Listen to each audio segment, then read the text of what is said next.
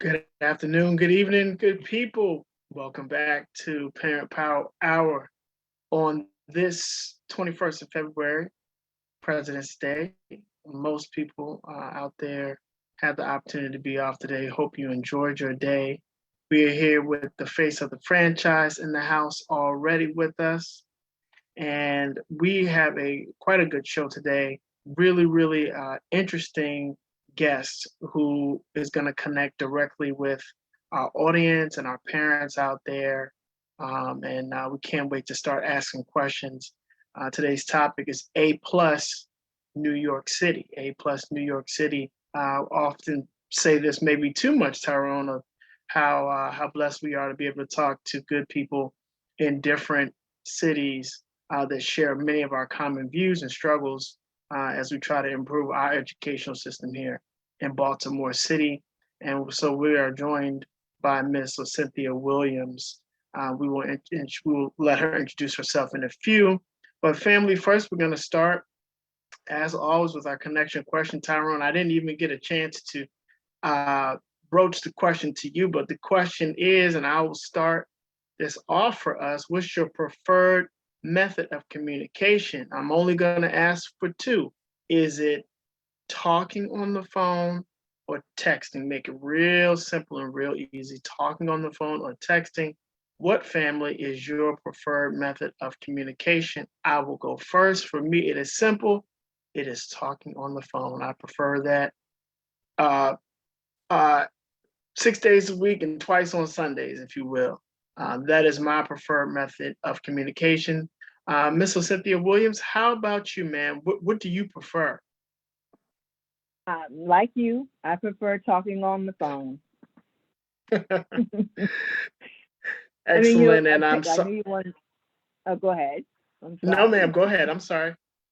I just was going to say, in texting is just words. You can't really read and understand what people are saying, but when you hear the voice, you'll read more and understand.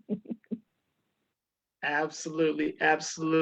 And I'm so sorry, to my to the audience here, to let everyone know that Miss Ocynthia is calling in today, as as we often have internet issues here on our program. Miss Ocynthia is having the same thing, but she did not let that stop her proving that truly her preferred method of communication is talking on the phone.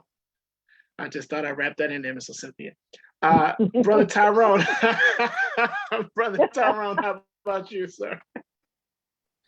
Yeah, so it might seem I've really been thinking about this, and I don't know if it's because it's the possibility of my mood, because sometimes I can prefer one or the other, more than one or the other. So I'm a little bit confused. I'm gonna go with texting. That's the mood. That's the mood today. I'm gonna go. Yeah, I'm gonna go with texting. Yeah. I had to admit, it is a good option. I'm not gonna lie, it is a good option.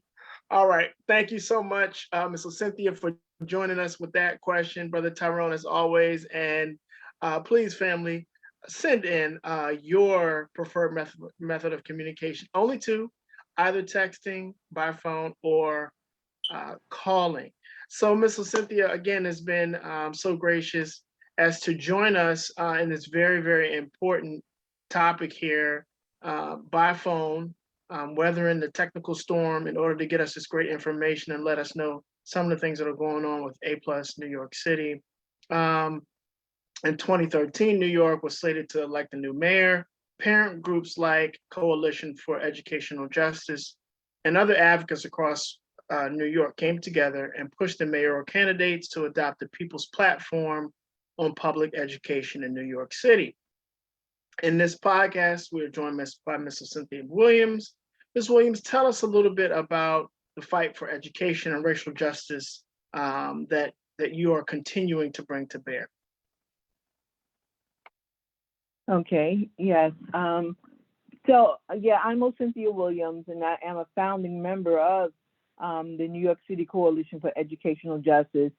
And back then, it's a few years ago, in 2013, we had just had like 12 years of a mayor who really used a market-based approach to educating our kids, really supported charter schools and privatization and closing schools down.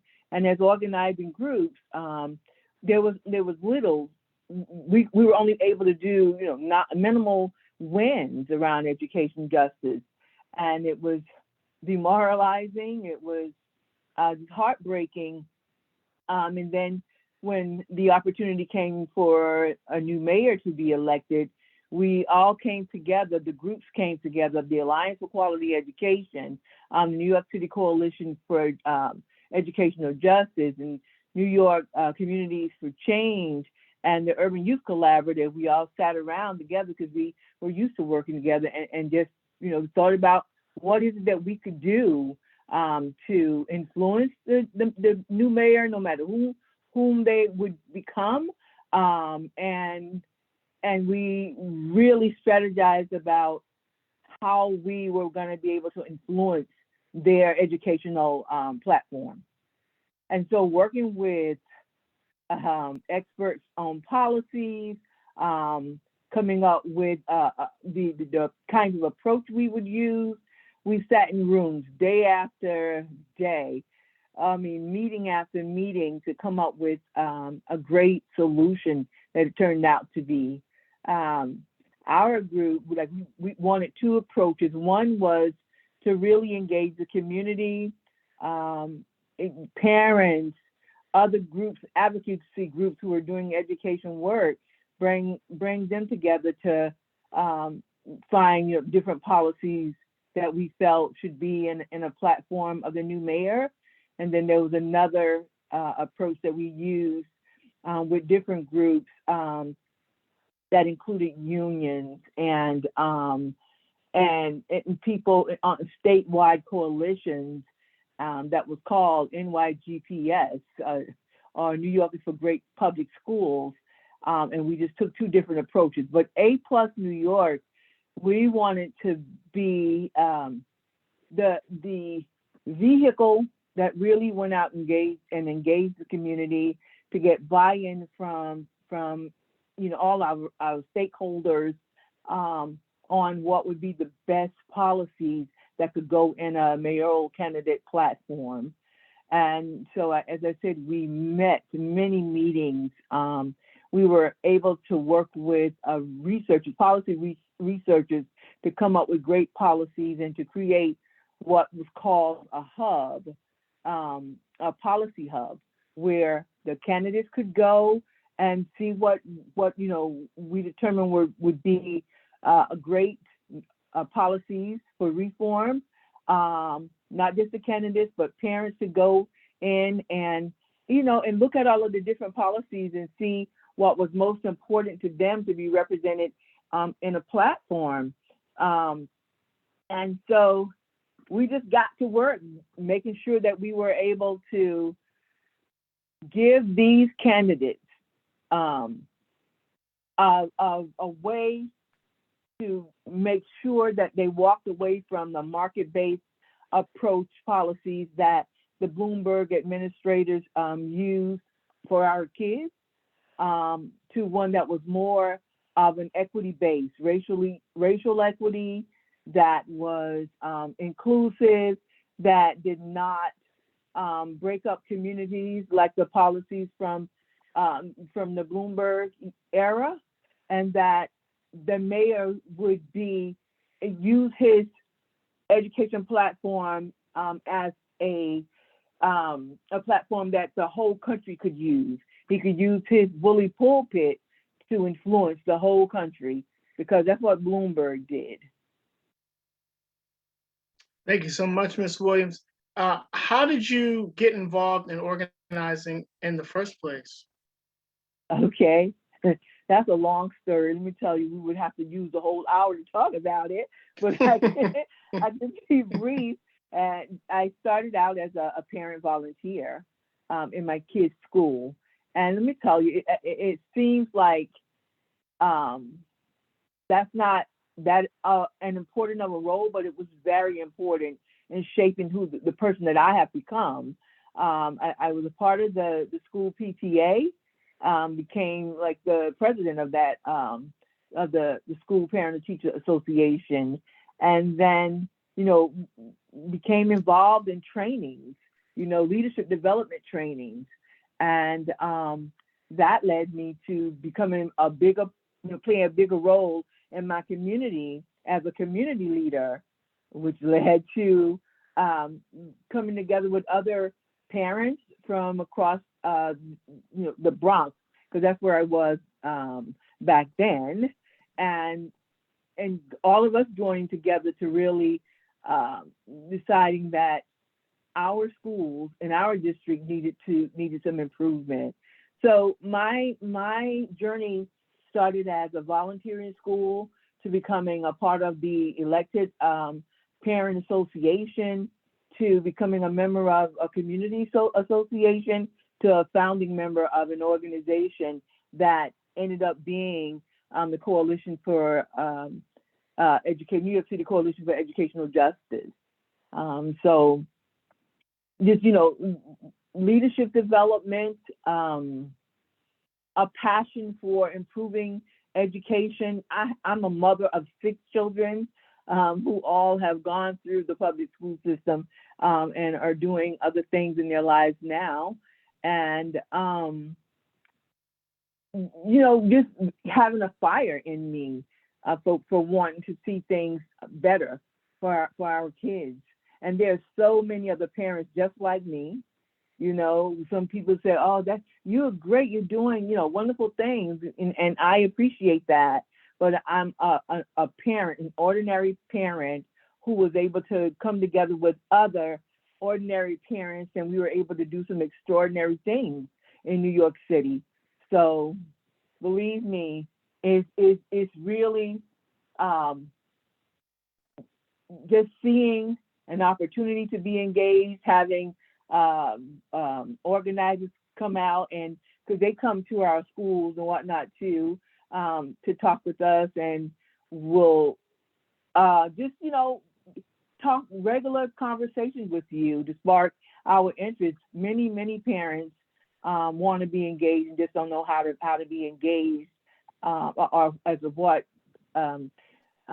people normally call being engaged. I was just having this conversation the other day. Being engaged could be just sending your kid to school every day, or going to the school to see about a report card. And so as a parent association president or a person of the executive board, talking to other parents to bring them in as part of the PTA, and just meet them where they are. They might not want to be a leader, be a part of a executive board, but you still can value what they bring to the school every day. So I just think, again, I became involved through my children's schools. Thank you so much. And you mentioned the Bloomberg administration. Is it too early to tell how the Adams administration is responding to some of the organization activism that you and your colleagues are doing? Well, I'm gonna say it may be a little early to tell, but they're not going to have a choice. They're going to have to be engaged with us, as parents and community folks, because we've already set a standard. We set that standard with de Blasio, and some of the policies that we pushed are statewide now. They've become statewide policies. So he's not going to have much of a choice but to listen to us. We have a pretty good relationship with the chancellor, that he and that's some of the parent groups. Some of them may say that they don't have a great relationship with him yet, but one of the things that we push is the most important thing for the chancellor to do is to engage the community, listen to their voices, make them his allies and partners. And believe me, he'll be a chancellor that's uplifted and cheered on by our groups. So I'm sure that that message goes straight to the mayor, and that he's not going to have much of a choice but to honor the policies that we've brought forth to the city already. Excellent. Thank you so much for sharing. Again, this is Ocynthia Williams who's joining us by phone from New York City. We welcome your comments and your questions. While she describes herself as just a regular parent, she is a giant there in New York City doing some wonderful work that has at least started from the Bloomberg administration on, and Mayor Adams. So Ms. Williams, I can't figure Mayor Adams out just yet. Of course, I don't live in New York City, but I cannot figure him out. He seems to be straddling the political fence. I don't know exactly what his game is, but Ms. Williams and her group of parents and stalwart activists have put Mayor Adams on notice that the parents do have a say in the education of their children there in New York City. So we do welcome your questions and your comments for Ms. Ocynthia Williams. Ms. Williams, can you kind of take us through some of those movements and the coalition and the things that you brought to bear on the city? The Blue Bus Tour, for example, candidate responses. What's it like to go from the being a parent, starting before the PTA to graduating to the PTA to some of the actual, I don't want to say tangible as if nothing else was tangible, but the actual movements that you were engaged in. Can you walk us through some of those? Oh my God. I mean, being a part of founding members of so many of these different movements have shaped my life. It really have shaped who I've become as a leader, as co-executive director of the organization that I'm a part of right now, the Harlem Renaissance Education Pipeline. It really shaped me. Being able to work with the union to create policies around teacher retention, improving teaching quality in the Bronx was, a really huge deal. And just forging all of the wonderful relationships that we have had with not just unions, but with the clergies in the community, other parent groups, for me, really taught me about how to build coalitions, really taught me about what leadership really is, really taught me about staying true to what our campaign was about, and taught me how to not allow others to come in with their own agendas to change things that we were doing. So being able to win money for middle school quality, we actually put a campaign together around middle school, doing the research and determining what policies best improve outcomes for middle schools, having the New York City Council to adopt that platform and make it citywide, and still intact now. That was like 15 years ago that happened. And then the latest campaign with CEJ around culturally responsive education and pushing that. I think all along we were talking about equity, but we weren't calling it racial equity. So having the guts to really step forth as parents and say what was happening in our schools was injustice, but racial injustice. So this journey that I have been on, from starting from a leader in my kids' school to building 2 or 3 organizations to my current position, that's what doing all that work, what it meant to me. It meant everything to me because it made me the person that I've become today. And it just, the experience of being with other people who are on the same page, pushing for these improvements in our children's education every day. Being in the struggle together and winning some campaigns, losing some campaigns, but still having the energy and the camaraderie with all the other people to know that we have to still keep pushing forward, and that one day, you know, we are going to get to where we were trying to get to. Absolutely. Thank you so much. That's a very, very important point to make, because certainly when campaigns and objectives are not met, campaigns are lost, people feel a sense sometimes of desperation, of fatigue, and they don't want to continue to push forward. So thank you for sharing that you did lose some, but you also, you and your colleagues and families continue to press forward. Ms. Williams, we're going to go to Tyrone now, who's going to give us a comment from one of our esteemed audience members. Okay. Well, couple things. I actually want to back up and acknowledge a comment from earlier with our check-in question. And we did get one team phone for me, and then we got someone else that was also as confused as I was in saying that I can't choose. Each has its purpose. If I want a real connection, a call is best. But sometimes the text is so easy and you can accomplish a lot, which was, and that's why I just want, you know, and the same thing here. Again, folks who are here, please share the live, comment questions that you all have, or thoughts.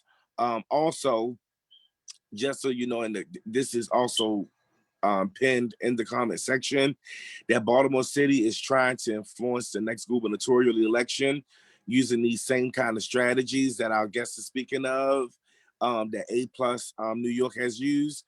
If you'd like to participate through sharing your education priorities, also let us know if you think your school might be open to a voting station outside of your school.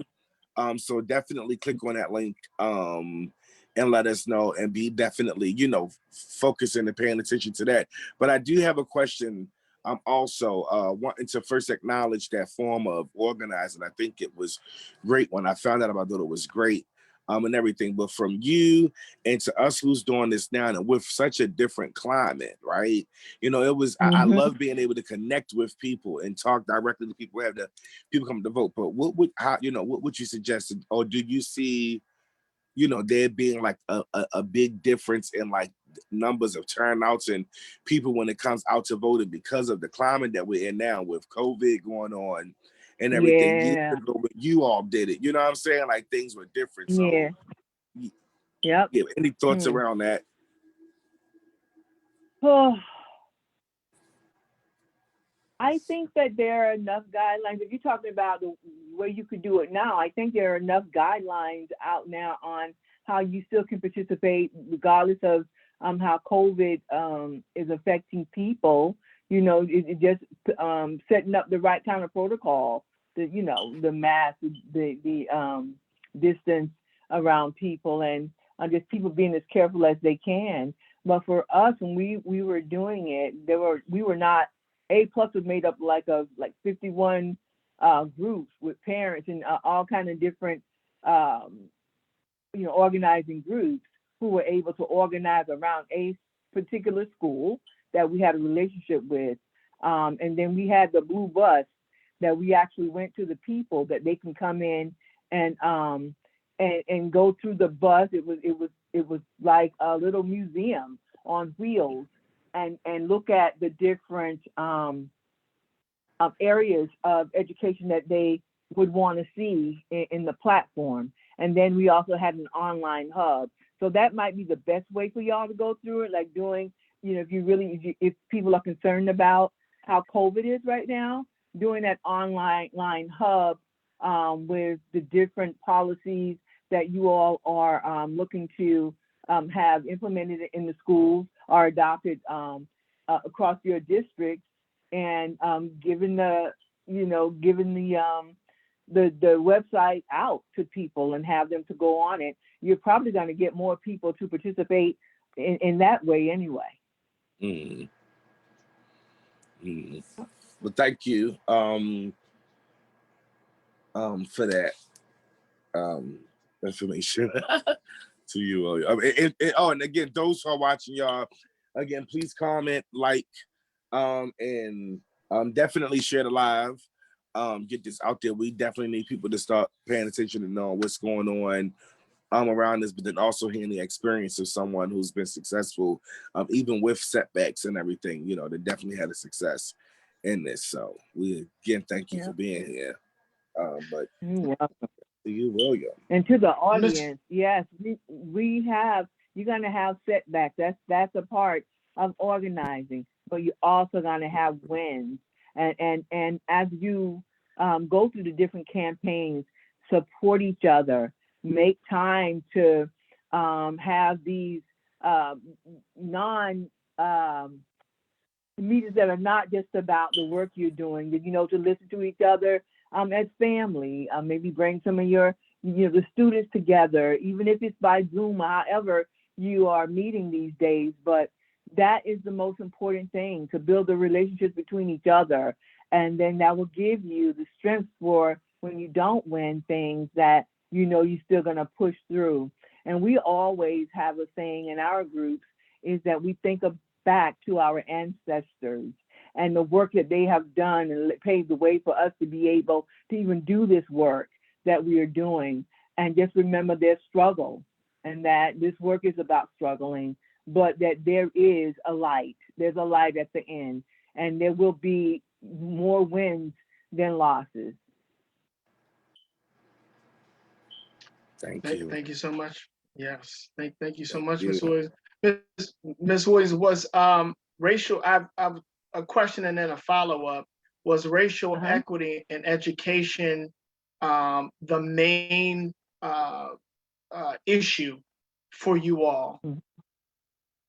You know, to be honest with you, we were not calling it racial equity, but we were calling it equity. And the main thing that we wanted was that whoever the mayor was going to be, that he was going to be a champion of equity and excellence, and that he would have like a democratic participation process, you know, for the community to be engaged, and that he would appoint a chancellor that was committed to the values that we brought to him. And then we wanted to make sure that they would fight for more money for public schools through federal, state, and city levels. Implement the voice. I mean, make sure that there was a stronger youth voice that was engaged. You know, and that so one huge thing that we had in the city was closing schools and co-locations, which brought a huge divide between communities. That was in that whole process. Yes, ma'am. And then we also, the final thing I would say was that we wanted to make sure that they reduce the standardized testing, the importance of it, you know, and find multiple measures of assessing students and their work. But we were not calling it racial equity at the time. You know, we was calling it equity because, you know, to be honest with you, during the time, that probably would have been something that many people would push back on. And if you see, like, it comes full circle, like today, see, they're pushing back on, you talking about racial equity, racial justice. Political leaders are definitely pushing back on it, and are having parents now in these different school boards and whatnot to push back against racial equity. And that's exactly, I heard you, I caught it when you said it the first time before we went to our audience, because I wanted to discuss the importance of calling it what it is in the movement where you're trying to achieve a specific goal. You could say equity, but if you say equity, the premise would have to be that all people would be treated equally and equitably. But you have to say racial equity because the premise, the truth of the matter is that Black people foremost and brown people outside of the Black race of people in this country would face inequalities in education. And I just wanted to ask you the importance of renaming it or reframing it, or really just really what you were doing was having the having the temerity of calling it what it is and what you're fighting for. Because I think today somehow our country has been lured into this post-racial nonsense, as if race does not exist anymore. And that is a way that whites, it's actually a new way that white supremacy can kind of sneak in the back door, and continue to wreak havoc on our children. But can you talk about, why you all took the step to say, no, it's not just equity, it's racial equity? So we didn't, during that campaign, we didn't change it to racial equity. We just more recently, the campaigns that we're working on has allowed us to be able to call it what it is, racial equity. And we talk about, culturally responsive education, and why our kids, they talk so much about how our Black and brown kids fail. Research shows that they don't see themselves in our education policies. They don't see themselves in books. They don't see themselves in the lessons that are taught on the SATs, on anything. It's not designed for that. So we were able to call on the Department of Education, the state ed, to do something about it, address the issue, face the facts. That's what, the fact of the matter is this system is not designed for our kids to be successful. You said something a few minutes ago that really sparked my my attention. It was about, God, what was it?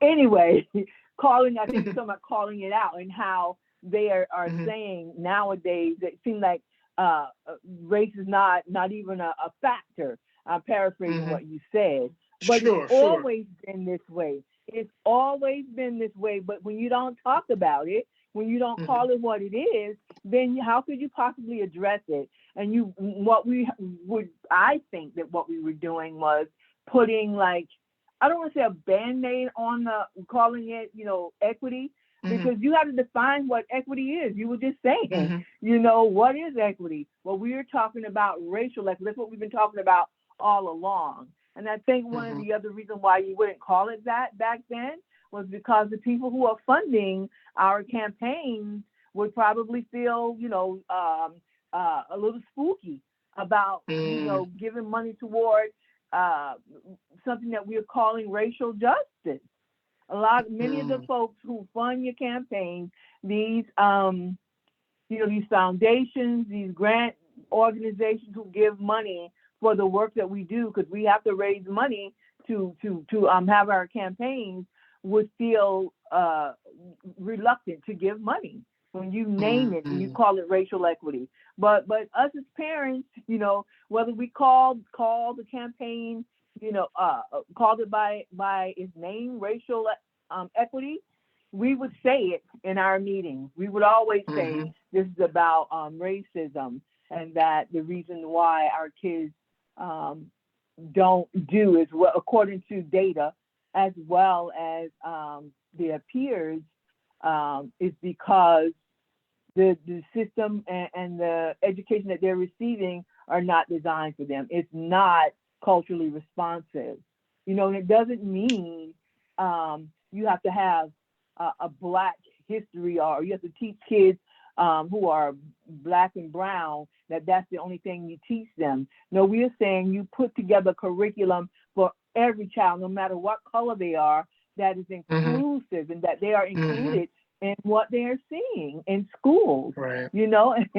It's a huge job, but you got to call it what it is before you can move the needle. Absolutely. And what you say is so profound, because I've always thought that if every culture's achievements, highs, lows, and just societal truths were brought to the same historical table, and we all learn from them, there could be no foundation for supremacy.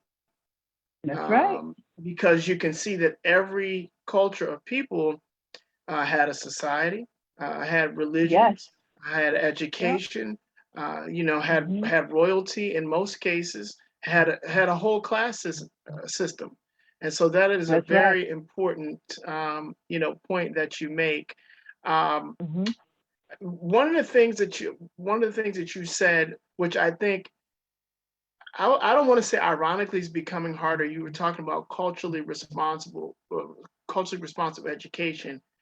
The Hmm. the salt on the wound for me now is critical race theory and Hmm. how the country, certain aspects and parts of the country is really gearing up to take on critical race theory as if the current history, Black history, and all the other brown and red histories of this country, multicultural histories, were taught correctly anyway. Now you have critical Hmm. race theory, which in essence seem what they're trying to do is blot out any type of, I don't know, negative um, uh, feeling or attribute of where European Americans contributed to racism, segregation, and all the other types of societal ills in the United States. Has that come up for you all, the dealings with critical race theory? I haven't heard about it so much in New York as I've heard it in other areas of the country. Do you Right. see that opposing you all, or is that to you all, it's just it's pretty much the same hurdle that you've been dealing with anyway? Yeah, so critical race theory for your audience, and I know many of them probably already know, is something that is taught in law school, and it's something that's taught to really talk about the economics of what racism did, to what enslavement did Mm-hmm. to a society, and what white supremacy, does to it. And so, no, I'm sure that is here in New York too, but we have not run up against it yet. As a matter of fact, when we talk about racial equity, we'll be the first one to bring it up, that is something that is being used as a boogeyman to keep people from really Mm-hmm. talking about racial equity, and that it's nonsense. We can't fall for that, Mm-hmm. because there's, and I hate to keep saying they, without giving a name, but I'll say white supremacy. That's what I'll use. Mm-hmm. White Sure. supremacy has always been at the forefront of the divide of people and the fear, because when a policy that is put on a country that puts one group of people above all others, Mm-hmm. and makes that they are the supreme, is you're gonna fight to keep a hold of that. And as this country is changing, definitely the landscape is changing more and more. You're gonna see much more fights like this, because we have policies that say one group is better than everybody else, and that's how they want to keep it that way. So you're going to see those kind of fights all along. But I'll tell the audience, don't give up. This ain't nothing new. This is nothing new. It's been happening for a very long time. And just fight back, push back with facts and with the truth. And so I do a lot of reading. And I don't know if y'all plug people's books on this show, and maybe I wouldn't, but there are a lot of books out there that you can get that speaks the truth about our country, about white supremacy, and how there's always a divide and conquer that's happening all the time to keep us, as they say, the minority in this country, and to keep policies in effect that keep us that way. And, it's not just about race, it's about class, it's about wealth, it's about health, it's about all of that. And they just want a few to have the many, and the rest of us have whatever we have. Absolutely. Thank you so much. And Brother Tyrone, anything from the esteemed audience, or should I just keep on I rolling believe, on with yeah, Miss God, Cynthia? people are definitely, community. It was a couple of comments that they loved that. I know Miss Cynthia was giving us some. She gave a lot of jewels. I heard, I mean, a lot of nuggets throughout the conversation. So people were definitely saying that they loved that. And that's also really encouraging to hear. I know that was also at the point when she was saying like you'll have some losses, but like they're going to be wins, and there'll be more wins. So yeah, and I too thank her for that and those encouraging words. You're welcome. Well, and also, Miss Cynthia, one of the reasons we wanted to talk to you pointedly is because Baltimore's alliance to reclaim our schools is trying to follow in the footsteps of A+ New York City and push our governor and all the candidates. I don't know about we really gonna have to push our current governor to adopt the people's platform as well. We don't have a blue bus, but we are going to visit different schools and get people to vote on our own people's platform. Are there any besides, the very, very strong and encouraging kind of thoughts and nuggets like Tyrone said that you gave us? Is there any specifics you could help us with, our parents with, and our, if you had a little starter's manual or guide to get our parents on the same kind of path? What could you tell us? What would you tell us in Baltimore City?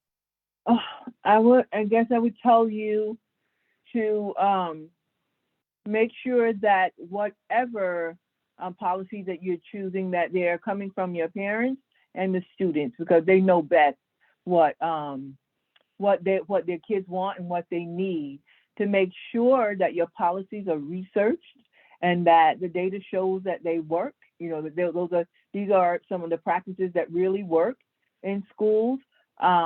Be fierce in your fight with to get your platform to the candidates, and try to make it so compelling where they feel like they don't have a choice, or they're not in the it group, if they're not a part of at least listening to to the platform of your organization.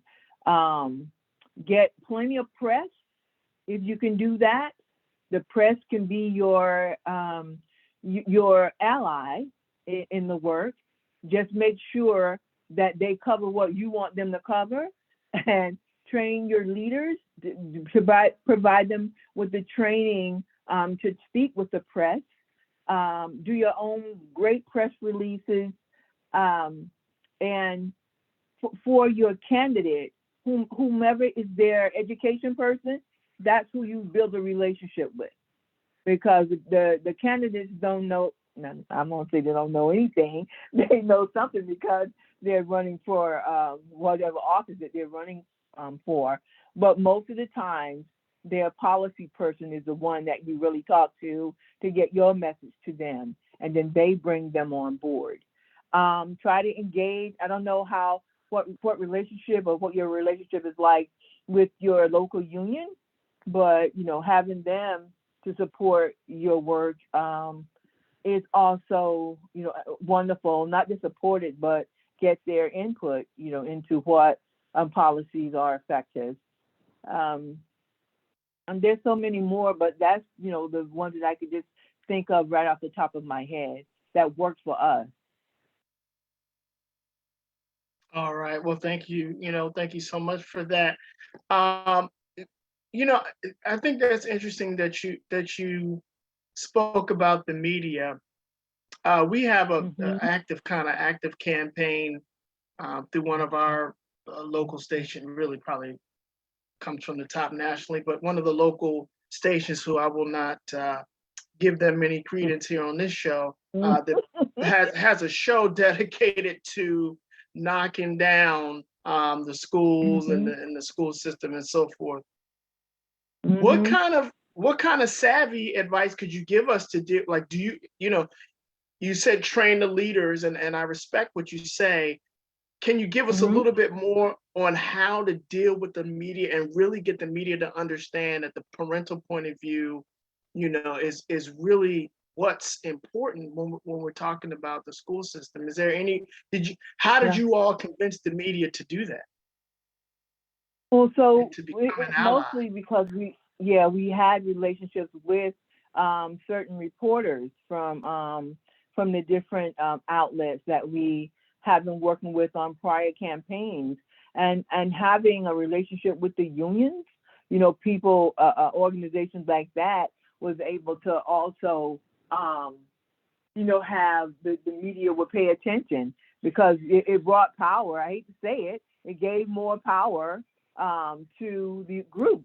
Like, that's why we had more than 51 groups members in our coalition on both the NYGPS and the A plus NYC. And so all of these years we've developed relationships with these outlets, and specifically with some journalists or reporters, so that they would cover us, at least cover us. And the more you get covered, the more other outlets will want your parents to hear what they have to say. And so when I spoke about the training, there are media trainings that you can get for leaders, because sometimes, or a lot of times, reporters and journalists want to give you gotcha questions about something. And so knowing how to talk to them and get your point across is so important to parents or leaders who are out there speaking, and even to organizers of the organizations, knowing, how to always, no matter what question they throw at you, pivot back to your talking points that you have. Yeah. Absolutely. Thank you. That's another nugget, Tyrone. I don't think we've heard that on our show, of how to become media savvy when answering questions, because you really can turn an interview in your favor, in your direction, if you're being asked kind of hostile, or, like you said, tricky questions. That's right.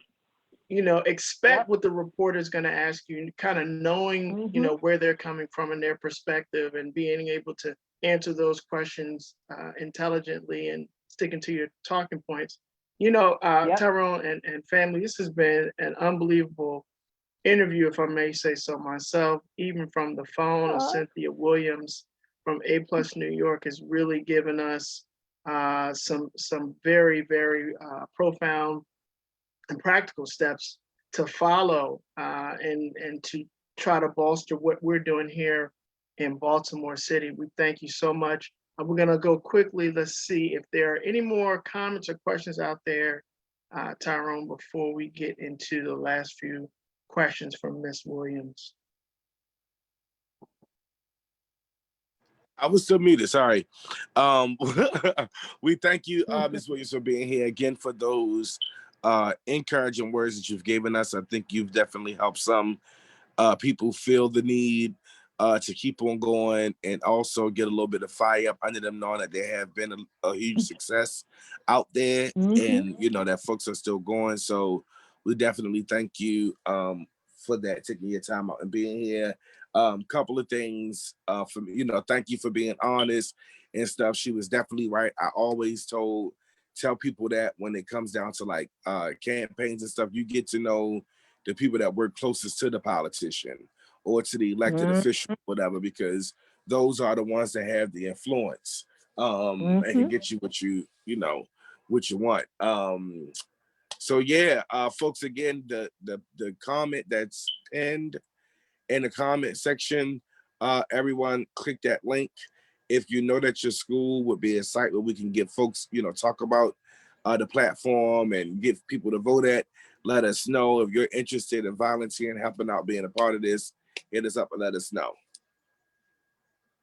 Thanks. Yes, thank you so much for that, Tyrone, and those of you that are encouraging with these comments, and really appreciating what Ms. Williams has said here tonight and has had to offer. Ms. Williams wanted to know, going back to the election, and I know you seriously but jokingly, but seriously, we're talking about, Mayor Adams and, the fact that him and his administrative staff are on notice, so to speak. But how, when you get a new elected official, when you get a new mayor well, let me ask you this first.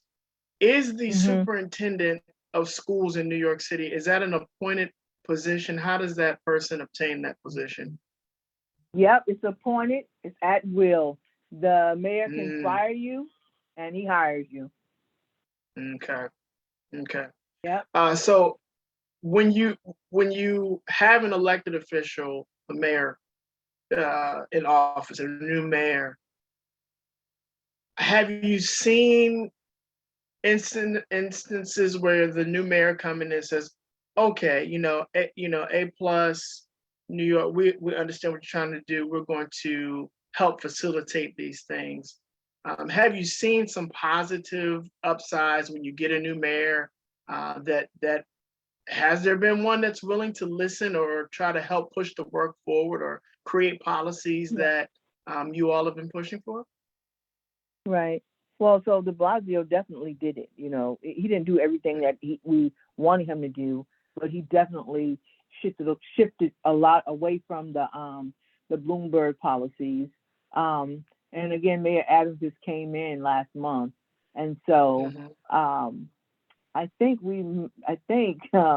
CEJ might have already been on the steps of not of Tweed, but of the city hall. I believe they've already been on the steps of City Hall, making sure that this mayor followed through with the racial equity platform and the culturally responsive education framework that was developed, during the De Blasio last 4 years, and that he stick to that, and that he put funding behind it. We haven't gotten an answer yet, but we are definitely pushing that policy. But like I think it was you who said it, or it might have been Tyrone who says that you really can't read him yet. It might Yeah, have it been was you me. said you can't read. Yeah, I honest to God, as an individual, I feel the same way about him. You don't know, because of his background. Mm-hmm. He's a former police officer, so I don't know whether Hmm. he's about people about the blue badge, or if he's about everyone. But we'll wait and Hmm. see. At least he hasn't chosen a side. I'll put it to you that way. But so Hmm. maybe that might end up being a good thing, because I think what he's trying to do is govern for everyone, as long as he understands that racial equity has to be at the forefront, and that his chancellor understands that as well, which I'm sure that he does, because he founded schools for Black boys, more than one. He Hmm. has like 3 or 4 across New York City, and he knows what it takes for Hmm. people, Black and brown people, and he Hmm. understands the importance of culturally responsive education. But on the state level, we have the Department of Education, the State Department, and then we have something called regents. And the regents Hmm. people, they're the ones who really push the policies on the state ed. And the Right. chancellor of the regents is a Black man who's been fighting for racial equity all his career. And then he has put Hmm. forth a framework. So, yeah. So I think that, there's enough influence that he will keep pushing for racial equity and racial justice in New York City. Well, I hope so. And if Mayor Adams is a wise man, he would listen to you all because, seriously, because what the policies that you're pushing for are going to show up in a decrease in crime and a decrease Yes. in hopefully a decrease in over policing in these communities. Now, Mm-hmm. you know, I don't know Mayor Adams. I do know he is former Right. law enforcement. That could be a good thing. That could be Yep. a bad thing. So hopefully he will listen to that, the chancellor and those that are fighting on the educational side, because they, they go hand in glove. And sometimes I don't Yeah. think that these folks realize and understand that. Right. We just want them to know that our kids are fully humans and that they deserve Mhm. the same education anyone else deserves, the best quality. Mhm. And because they are wonderful, beautiful people, and they're going to be the Mm. citizens who lead us years to come. Absolutely. Beautiful statement. And it's sad every time. It's like an obvious sad thing when I hear people say that. I find myself saying the same thing a lot. We are human beings. And that is, Yes, it's so strange to say that, because by and large we have treated otherwise the fight for just the that's basic right. necessities throughout That's right. the history of this nation. It has been a Yep. delight, though, for me as an interviewer, Mrs. Cynthia Williams, and I would say the same thing of our audience, who have given some wonderful comments and great questions and feedback. We are so happy that you joined us and gave us all of this good wisdom and practical knowledge of how to pursue this fight in racial equality in education. Tyrone, any final thoughts before we hear back finally from Ms. Williams? We at the 6 o'clock hour. I hope y'all join us on Thursday. And of course, back here next Monday. Absolutely, yes. Join us on Thursday for Tyrone's house. Ms. Williams, if you're free by phone, at least you can call in to Tyrone's house. He is the host. You will really thoroughly enjoy him helming the show, as I'm just one of the house guests in his virtual Tyrone's house. Any final thoughts, though? I would like to give you the opportunity to have any final thoughts in 30 seconds or less, Ms. Williams. Yes. Yep. Just know that us here in New York, all of our leaders, our parents, we are with you all 1,000%. And if there's any other way that we can help you as you do this work, we are all the same. We're all working for the same kids. And so we'll be here to help you as much as we can. Thank you so much for all the encouragement. Hold the line. Please do not go anywhere. For all our family out there, thank you so much for joining us. See you Thursday at Tyrone's house, and then back here next Monday for Parent Power Hour. Take good care of yourselves.